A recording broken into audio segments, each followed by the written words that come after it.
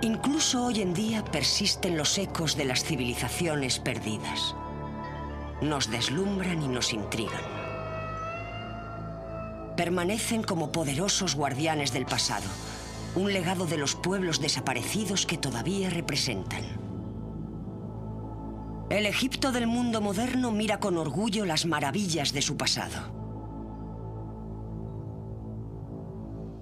Oscurecido por los siglos anteriores y por las interminables arenas del desierto, el eterno esplendor de las pirámides de Giza y la gran esfinge son testigos mudos de la gran historia antigua de Egipto. Azotados y erosionados por los calientes vientos desérticos y el sol ardiente, los ecos de estos tesoros todavía perduran. Pero imaginemos cómo serían en su glorioso apogeo. Pintadas brillantemente con colores llamativos, hubo un tiempo en que se alzaban como los guardianes de una civilización orgullosa, la mayor civilización de la Tierra.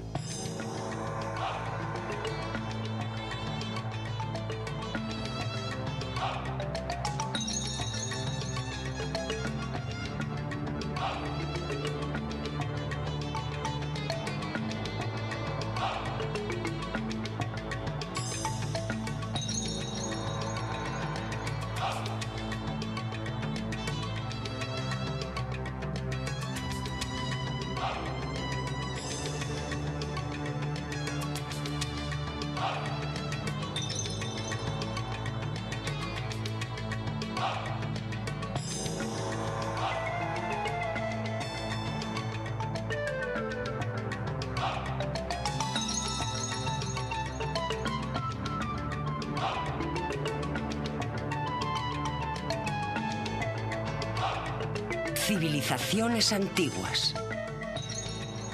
Egipto. Comprender realmente el espacio de tiempo en el que los faraones reinaron es una tarea difícil.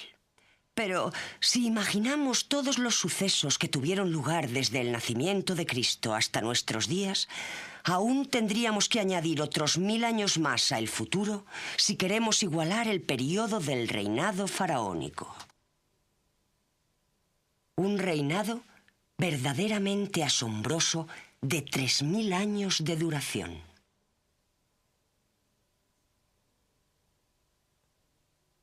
Hoy miramos con asombro las pirámides de Giza y recordamos con respeto a las miles de personas que trabajaron con esmero durante unos 20 años para construirlas. La mayoría de las técnicas de construcción eran similares a las utilizadas hoy en día. Es increíble que 2 millones de bloques de piedra, algunos de ellos con un peso de unas 60 toneladas, fueran transportados por el río Nilo para más tarde ser colocadas en su lugar. Nadie sabe exactamente cómo se llevó a cabo la construcción. Algunos datos sugieren que pudieron utilizarse gigantescas rampas de tierra alrededor de la pirámide durante su construcción para llevar los bloques hasta su emplazamiento. Finalmente, las pirámides se cubrieron de piedra caliza blanca de arriba a abajo, a medida que se quitaban las rampas.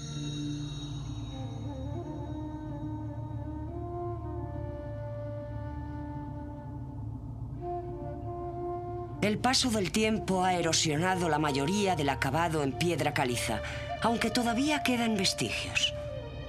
Dentro de la pirámide, cuidadosamente diseñada para mantener a raya a los saqueadores de tumbas, había una serie de pasadizos que llevaban a la misma cámara funeraria. Se puede considerar una de las 7 maravillas del mundo antiguo. Originariamente tenía 146 metros y medio de altura, pero en la actualidad ha perdido 9 metros.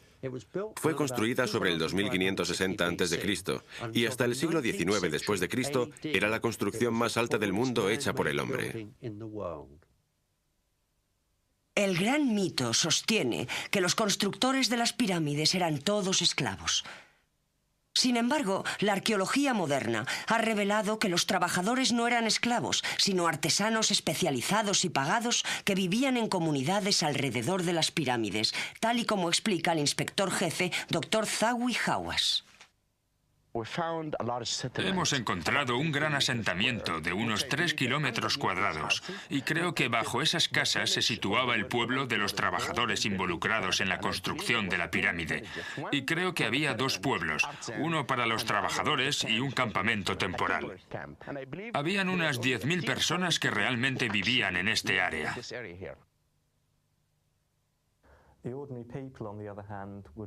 La gente corriente debía estar muy atada a la tierra, y cuando las actividades agrarias se detenían debido a la inundación del Nilo, se dedicaban a trabajar en la construcción.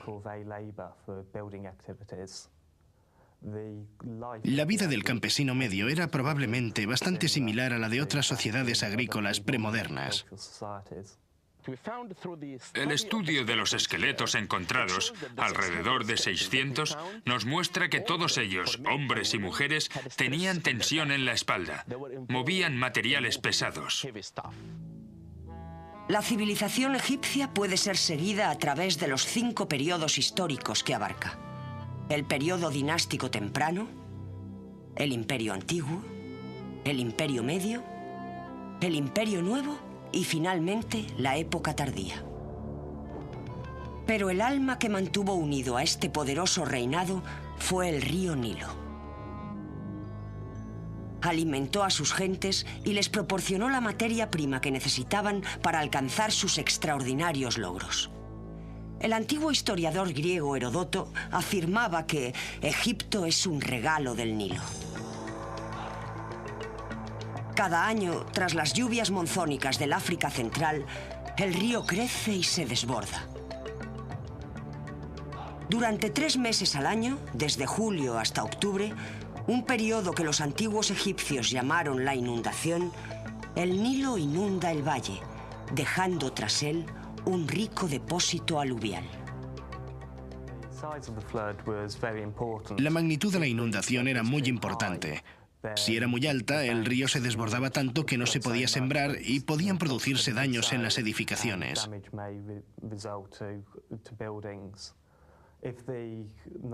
Si el Nilo estaba muy bajo, podía provocar hambre. El Nilo tenía importancia también por ser una arteria de comunicaciones. Los egipcios viajaban subiendo y bajando por el Nilo utilizando botes, lo que facilitó en gran medida la existencia de su complejo estado. Aunque en muchos kilómetros a la redonda todo sea desierto, el barro negro es lo bastante fértil como para cultivar cosechas que alimenten abundantemente a hombres y bestias. Junto con el sol azotador, los antiguos egipcios lo consideraban como la mismísima fuente de vida.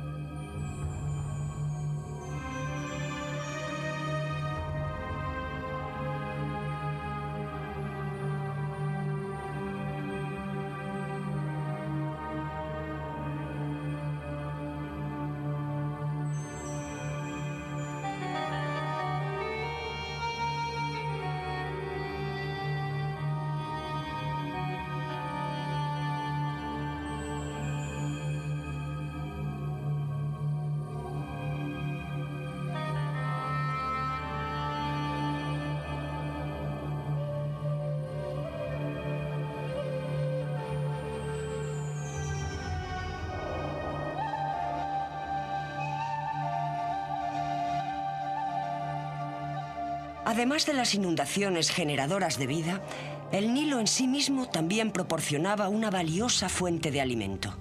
Incluso hoy se pueden ver pescadores navegando por el río con sus pequeños botes en busca de pesca, al igual que sus antepasados lo hicieran en la antigüedad.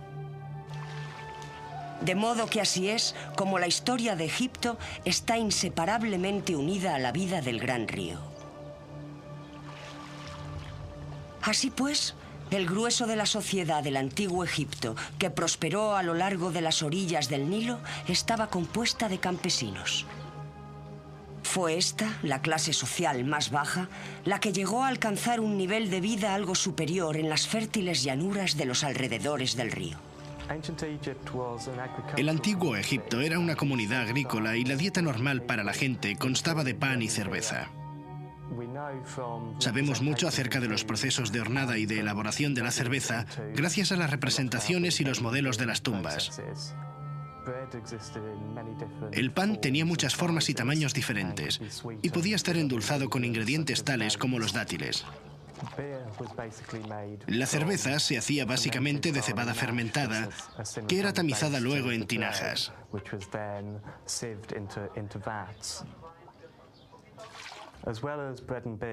Además de la cerveza y el pan, se cultivaban vegetales como puerros, cebollas, rábanos y lechugas. También se cultivaban frutas como granadas, dátiles y uva.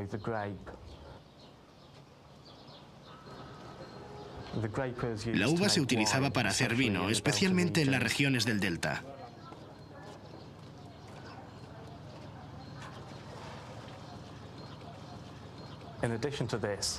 Además de esto, los egipcios comían pescado y criaban animales como ovejas, cabras y cerdos, de los cuales tomaban la leche y la carne. Aunque la carne no formaba una parte importante en la dieta del individuo medio, estaba limitada a las ocasiones festivas.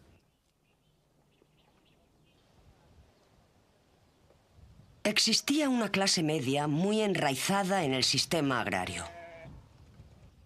Estos granjeros a veces eran propietarios de su propio hogar, que estaba modestamente amueblado. También podrían haber poseído unos pocos acres de tierra, con los cuales habrían ganado suficiente dinero como para mandar a sus hijos a la escuela de escribas de Tebas.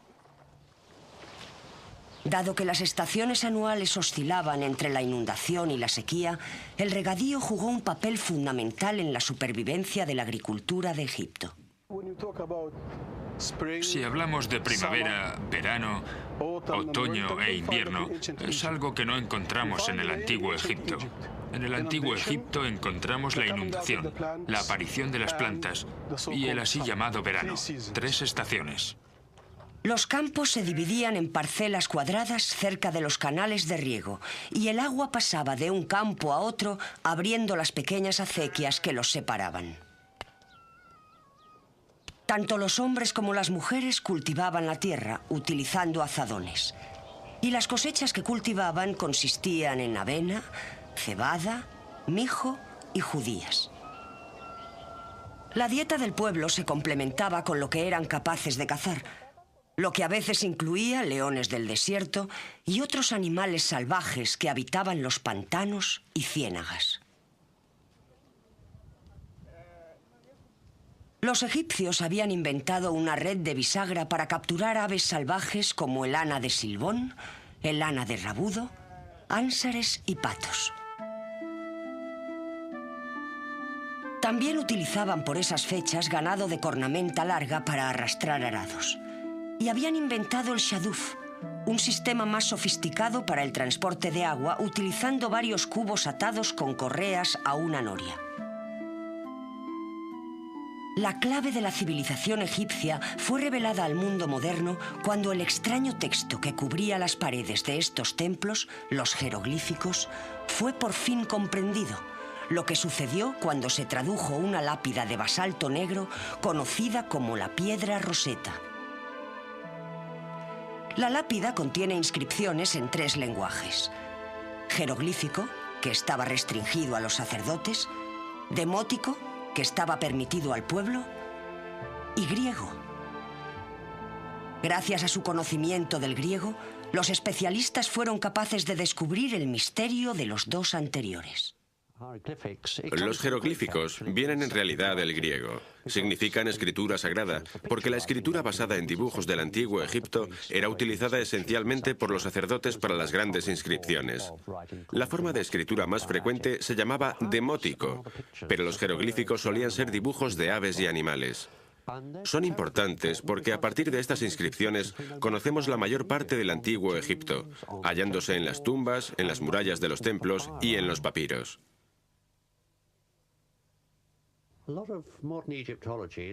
La investigación actual se basa en el trabajo de los primeros descubridores.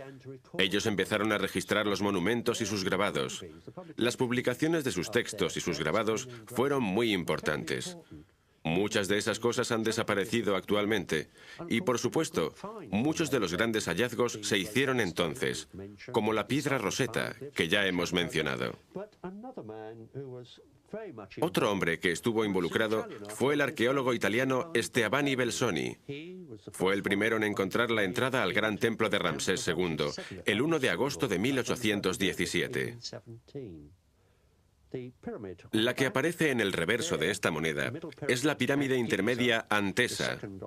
Por supuesto, Belzoni fue el primero en los tiempos modernos en entrar tal y como se dice en este medallón el 2 de marzo de 1818. De modo que estas personas fueron las precursoras de nuestros estudios de hoy en día. La gente pobre que trabajaba los campos debió mirar con temor a la élite de la sociedad egipcia, aquellos que frecuentaban la corte real de los faraones. La corte real estaba compuesta por los jefes de diversos departamentos administrativos, como la hacienda pública, la judicatura y el servicio diplomático. Por encima de estos dignatarios en la escala social se encontraba el visir o primer ministro. Pero la gran figura que gobernaba sobre todos ellos era el faraón.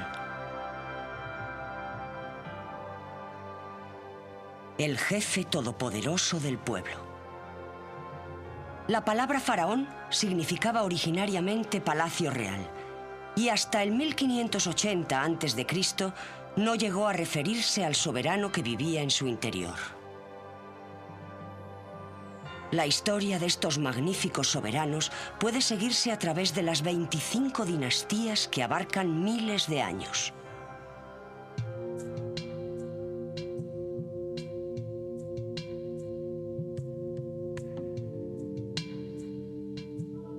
Todos tenían en común su condición sagrada, pues eran adorados como figuras divinas.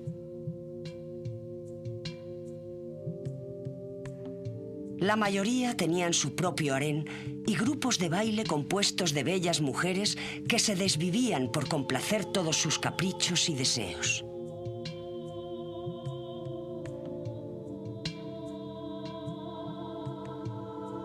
Como se creía que la sangre divina de la realeza no debía ser adulterada, el faraón a menudo se casaba con su propia hermana o hermanastra. Tampoco era raro que se casara con su propia hija. En la sociedad egipcia, la herencia se transmitía por la línea femenina. Y, por supuesto, esto nos plantea otros problemas. Si observamos la situación desde nuestro punto de vista occidental, diríamos, el buen dios faraón se casó con su hermana. Pero está claro que lo hizo para mantener la línea femenina. En términos de realeza, la hermana se convertiría en la gran esposa real. Si un intruso se casara con ella, podría producir cierto grado de inestabilidad y derrocar al faraón. Efectivamente, en una ocasión el faraón fue de hecho una mujer, Hatshepsut, cuyo notable templo mortuorio todavía puede verse en Deir el-Bahari. Uno de los nombres egipcios femeninos más relevantes del antiguo Egipto corresponde a una reina llamada Hatshepsut. Fue una gran dama y se declaró a sí misma faraona. Se nos presenta la curiosa situación de que es representada en los relieves como un hombre.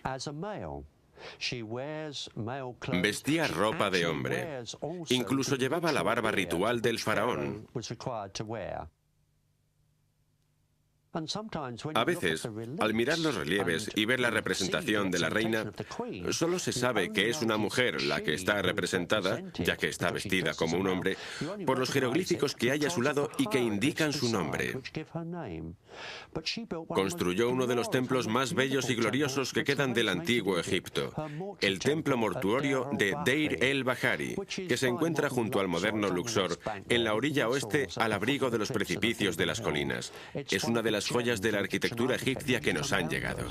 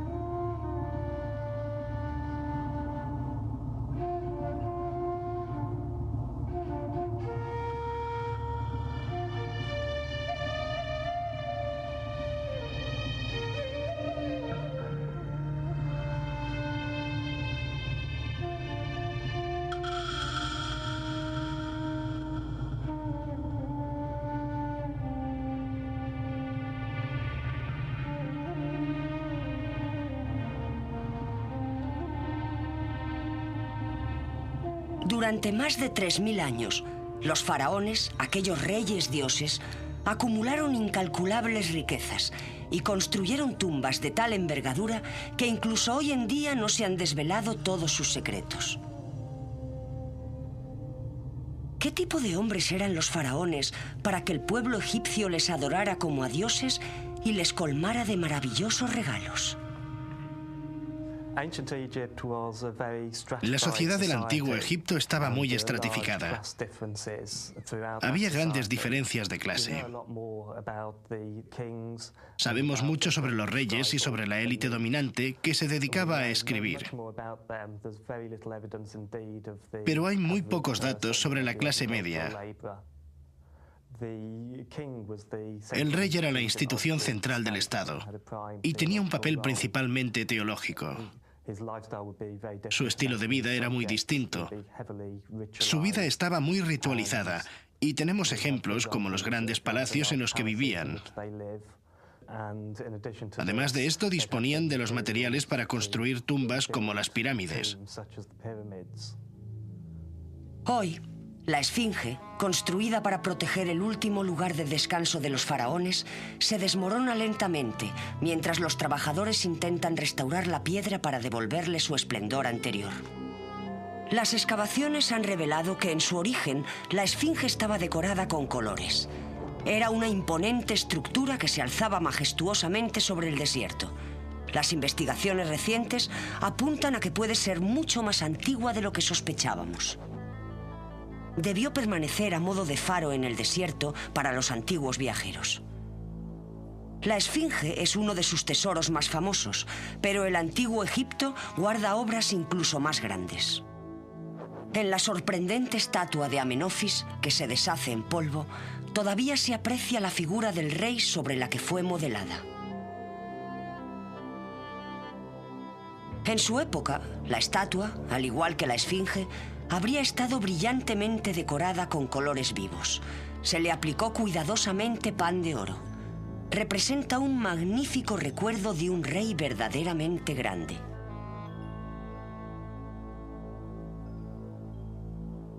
A través de la arquitectura de estos poderosos faraones podemos apreciar su esplendor.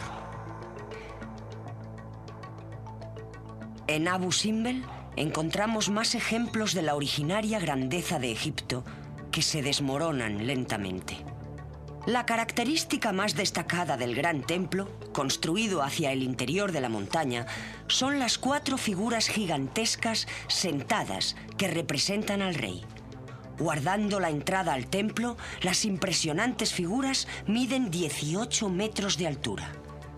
Es fácil imaginar cómo estas estatuas de colores producían temor y respeto a los antiguos egipcios. Es asombroso pensar que el templo fue diseñado con tal precisión que el 22 de febrero y el 22 de octubre el sol naciente brilla a través de la entrada e inunda de luz a 3 de los 4 reyes, cuyas estatuas están sentadas en el santuario a 70 metros hacia el interior. Pero, ¿por qué solo a 3 de los dioses?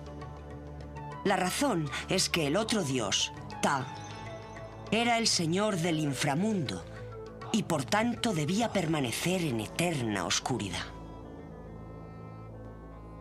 El más pequeño de los 2 magníficos templos, pintados originariamente con un color deslumbrante, estaba dedicado a la diosa Hathor y a la esposa favorita del faraón, Nefertari.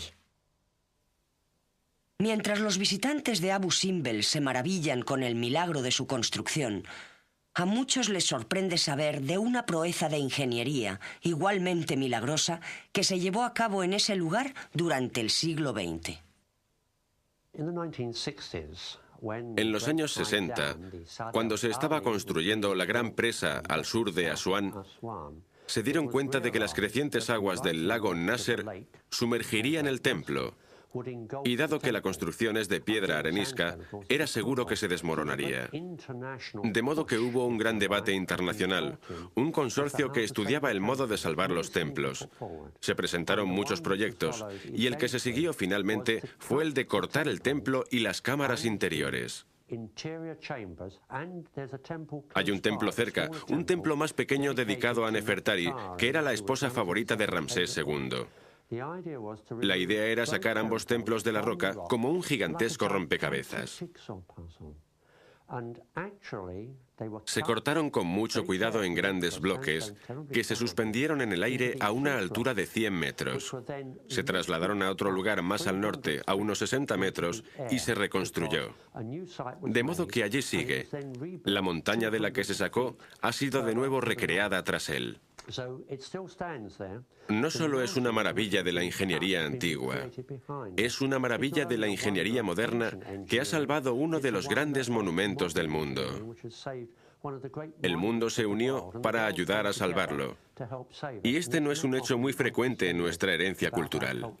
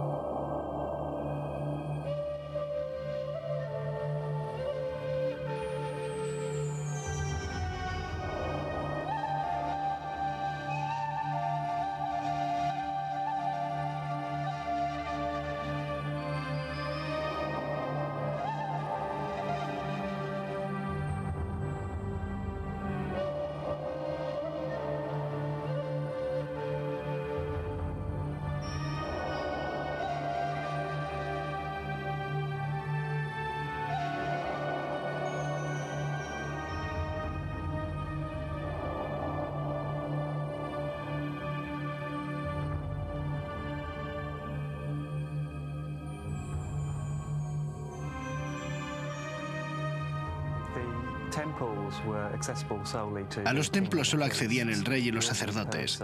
La gente corriente no tenía acceso en absoluto a ninguno de los rituales del templo. Su único acceso a lo divino era a través de las procesiones del dios por el exterior del templo durante las festividades. Aparte de la religión estatal, había cultos locales y también se adoraban otras divinidades como Bes y otros dioses domésticos. Pero realmente no poseían un culto o un templo.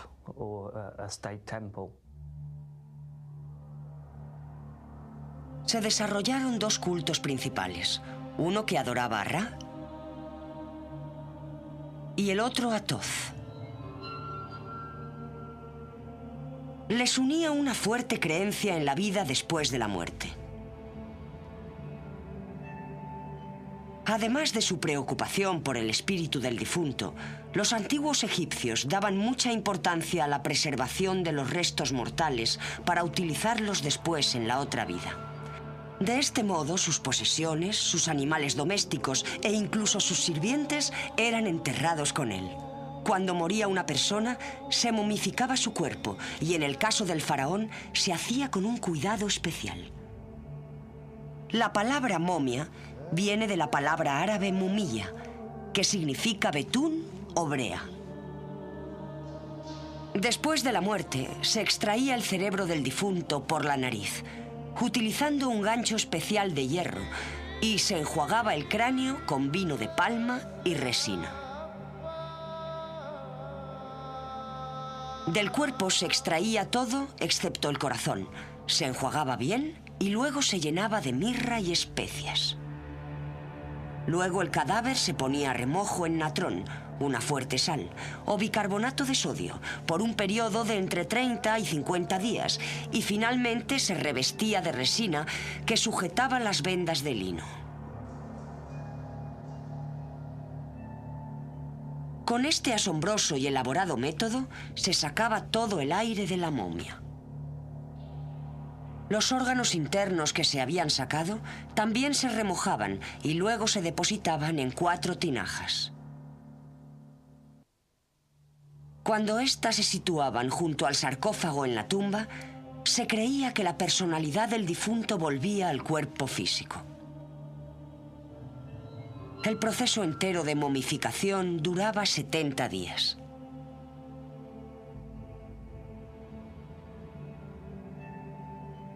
Inmediatamente después de la muerte, se creía que el difunto navegaba en un bote a través del inframundo para someterse a un juicio por Osiris, que era el dios de los muertos. Su corazón se pesaba entonces en la balanza de la verdad, y si había hecho más cosas buenas que malas, se le permitía vivir en el reino de Osiris. Dado que los muertos volvían a la vida después del entierro, se consideraba necesario llenar sus tumbas con todo lo que necesitaran en la otra vida. A menudo se pintaba un retrato del difunto en el sarcófago, y junto a él se ponían sillas, carros, recipientes con alimentos y a veces hasta la barcaza que necesitaba para cruzar el inframundo. Gracias a ello, el hombre moderno puede disfrutar de la perfecta expresión artística egipcia, ya que todos estos objetos se hacían con los mejores materiales disponibles. Las cámaras funerarias no solo estaban llenas de maravillosos tesoros, sino que también sus paredes estaban a menudo decoradas con sublimes pinturas que representaban escenas de la vida del muerto, deidades protectoras y otras imágenes asociadas a su vida. Los faraones siempre optaron por los lugares de entierro más escondidos para prevenir las actividades de los saqueadores de tumbas. Muchos de ellos eligieron lugares como el Valle de los Reyes. Pero a pesar de estas localizaciones tan difíciles, pocas tumbas escaparon intactas. La tumba de Tutankamón permaneció intacta hasta 1922, cuando el arqueólogo Howard Carter la desenterró durante una expedición dirigida por Lord Carnarvon. Todavía hoy hay quien recuerda el suceso, como el hijo del guía que condujo a Carter hasta la tumba. Carter had been before here in this village an inspector of antiquity. Mi padre me contó que iba a hacer una expedición con su amigo Carnarvon. Y dijo que no sabía si iba a volver. My father, I tell him, I show you some, but I don't know, empty or full. Mi padre estuvo trabajando hasta que encontraron la tumba. Work, Carter, 4 hours, he found the stamps. Estuvo trabajando con Carter durante 4 horas. He opened a little hole. Entonces Carnavon abrió un pequeño agujero. Found it closed, the door. He opened a little hole. He looked. Miró a través de él y observó que la cámara interior estaba repleta de oro. He said the people were good. Pero Carnavon dijo a todos los que estaban allí que no había nada, que la cámara estaba vacía, Outside. y se apresuró a tapar el agujero. And after that, go to Luxor, make telephone to London. Después llamó por teléfono a Londres para comunicar el hallazgo. Canabel coming and King Fuad coming. Aquella misma tarde, All people un gran grupo de personas vino al Valle de los Faraones. and evening 200 soldiers valuably came Había al menos 200 soldados.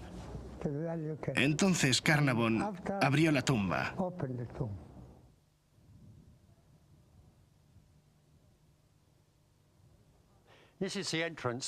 Esta es la entrada de la tumba de Tutankamón, uno de los faraones más conocidos del antiguo Egipto. Todavía sabemos poco acerca de él, pero sabemos mucho sobre su tumba, los increíbles tesoros que encontró Howard Carter en 1922. El rey joven no tenía ni 18 años cuando murió y fue enterrado y rodeado de tesoros fabulosos. 4 salas llenas, y aún así, la tumba había sido asaltada 2 veces en la antigüedad. La sepultura estaba intacta. El joven yace en un ataúd de oro macizo. Increíble, 110,4 kilos de oro macizo. Sus representaciones son las más conocidas de los antiguos reyes egipcios.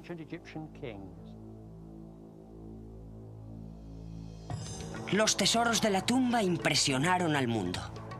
El más famoso de ellos es el sarcófago de Tutankamón. El cuerpo del joven faraón estaba metido dentro de 3 vainas de momia. La primera de madera dorada, la segunda también de madera dorada, pero cubierta con una pasta de cristal en polvo, y la tercera de oro macizo.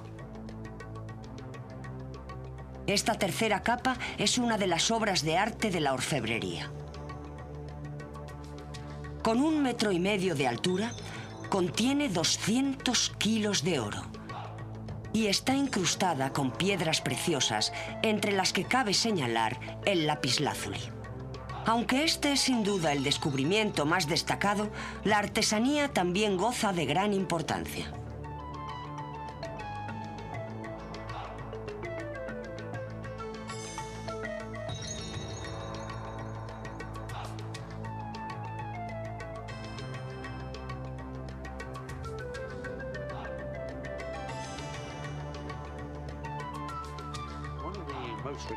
Una de las historias más recurrentes que se cuentan sobre el antiguo Egipto y que por supuesto a los periodistas les encanta es la de la maldición de las momias, la maldición de Tutankamón. Y me temo que todo eso no son más que tonterías. Esa historia la inventó un periodista en 1922. Se da la circunstancia de que Ray Canarva murió al año siguiente, pero era un hombre muy enfermo. Murió por la infección de una picadura de mosquito. Hay que considerar que todos los hombres involucrados en la excavación eran personas mayores en aquella época. Por ejemplo, Howard Carter, el verdadero descubridor, murió en marzo de 1939. El profesor Percy Newbury, que trabajó en las flores, murió en el 49. Sir Alan Garner, que se ocupó de traducir las inscripciones, vivió hasta los 70. Si alguien debía haber muerto al principio, era un sargento del ejército británico llamado Richard Adamson. Solía dormir, por seguridad, en un catre sobre las tumbas todas las noches, pero vivió una larga vida hasta los años 80. Por supuesto, esto dio origen, o propició la resurrección, se podría decir, de la egiptomanía. El mundo quedó fascinado por el antiguo Egipto. Ya sucedió cuando Napoleón invadió Egipto en 1798. Volvió a ocurrir en 1922 y en 1972, cuando se hizo la exposición en el Museo Británico para celebrar el 50 aniversario. Había colas de gente esperando alrededor del museo durante horas para ver tan solo unas 40 piezas que el gobierno egipcio permitió trasladar al Museo Británico. Hoy en día, solo con mirar alrededor, podemos ver muchos de esos vestidos, ornamentos y joyas. Todo esto es el fruto de aquel gran hallazgo de 1922. Las riquezas de Egipto y sus faraones sufrieron un declive gradual a través de los siglos. En la 25ª dinastía, en el 747 a.C., distintos pueblos gobernaban la tierra. Se piensa que el declive de Egipto se dio al final del Imperio Nuevo, tras una serie de reyes de corto reinado. Después de esto vino el tercer periodo intermedio, en el que el Estado central básicamente se derrumbó. Después de esto, Egipto fue invadido sucesivamente por diversos pueblos y finalmente por los persas. Esto culminó en el año 332, cuando los griegos y Alejandro Magno tomaron finalmente el control de Egipto.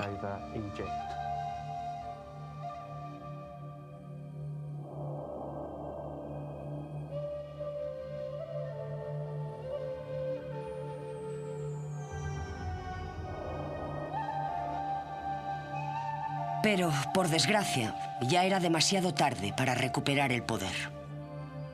La grandeza de los años anteriores y los tiempos de los faraones se vinieron abajo.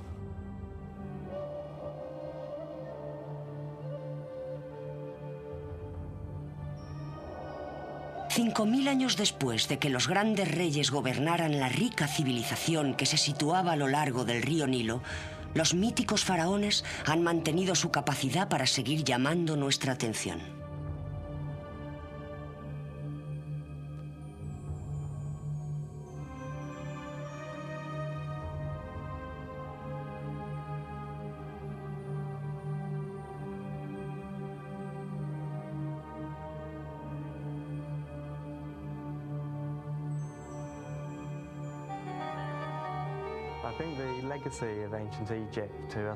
Creo que el legado que el antiguo Egipto ha dejado al mundo moderno es la gran cantidad de vestigios que le han sobrevivido, desde las pirámides hasta la documentación que tenemos.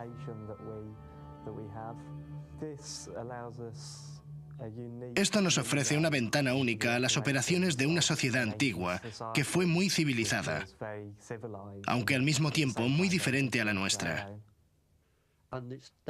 Todavía guardan secretos. Recientemente se ha descubierto una pequeña cámara en la Gran Pirámide, la cual estamos investigando. La egiptología es algo siempre cambiante.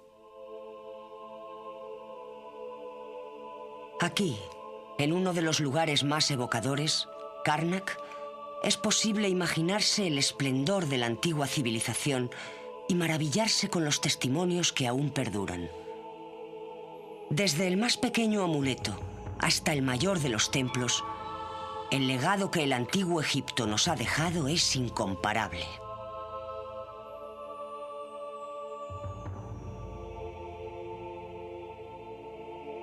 Se puede comprender cómo Hermes Trismegistus, al escribir en tiempos de Alejandro Magno, pudo decir: Egipto es una copia del cielo.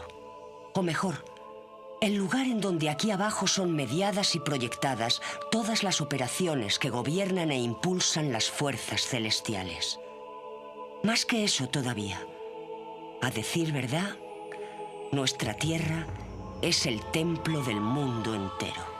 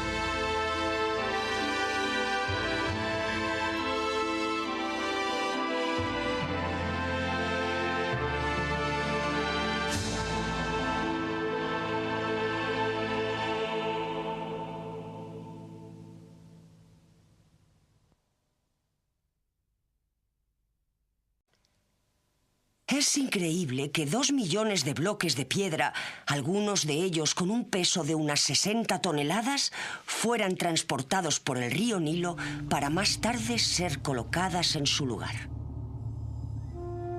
Nadie sabe exactamente cómo se llevó a cabo la construcción.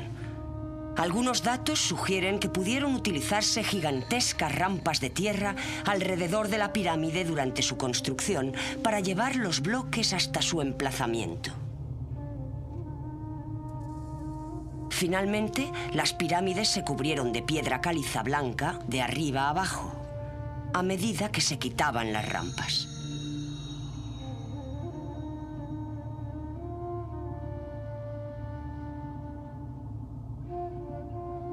El paso del tiempo ha erosionado la mayoría del acabado en piedra caliza, aunque todavía quedan vestigios. Dentro de la pirámide, cuidadosamente diseñada para mantener a raya a los saqueadores de tumbas, había una serie de pasadizos que llevaban a la misma cámara funeraria.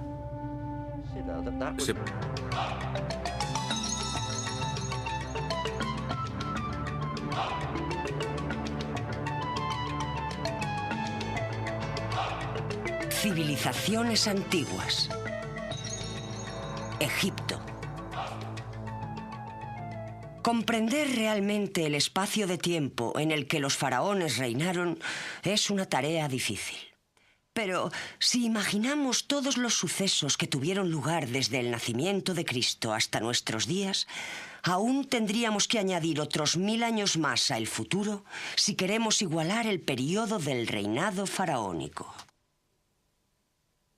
Un reinado verdaderamente asombroso de 3000 años de duración.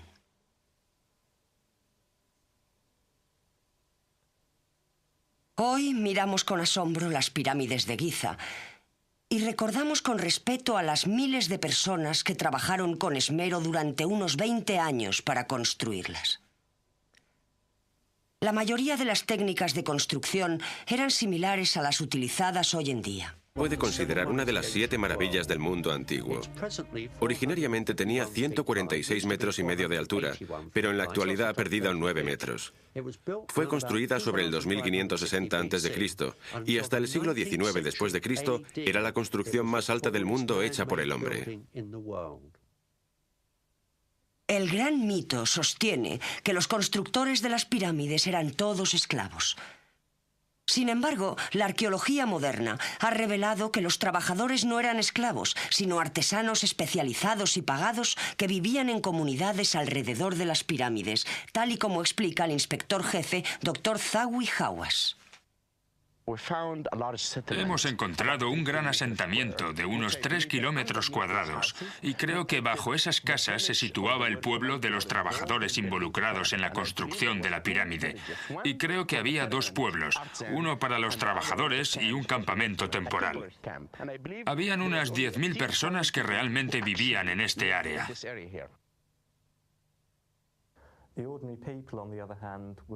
La gente corriente